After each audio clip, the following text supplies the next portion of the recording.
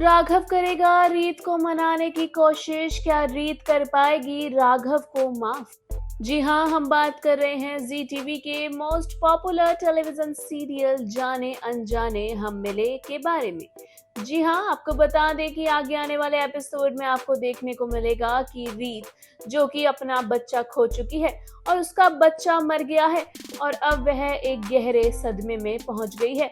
वह अपने कमरे में होती है और रो रही होती है। वह बेड पर पड़ी सिर्फ और सिर्फ अपने बच्चे की याद में तड़प रही है और रोए जा रही है।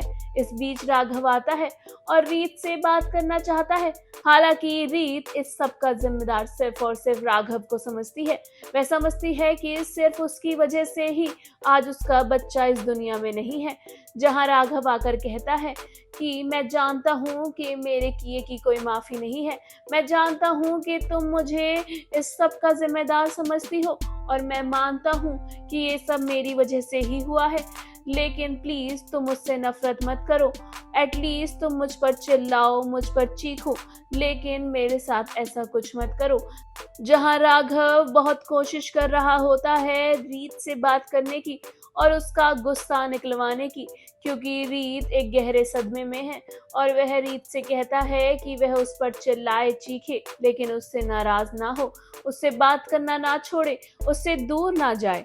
जहां एक और राघव रीत को मनाने की हर मुमकिन कोशिश कर रहा होता है, तो वहीं रीत अपने बेटे के याद में तड़प रही होती है।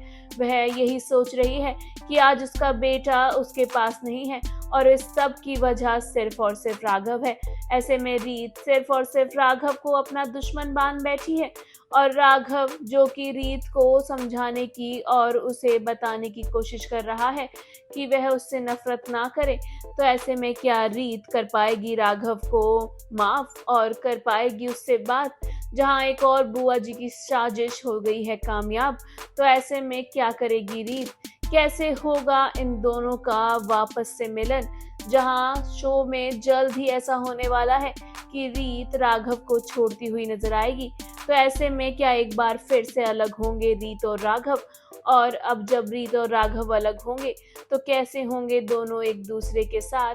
जहां इन दोनों के प्यार की निशानी इनका बच्चा अब नहीं रहा है इस दुनिया में, तो वहीं रीत अपने बच्चे के मरने से काफी ज्यादा दुख में है और वह राघव को माफ नहीं कर पा रही है।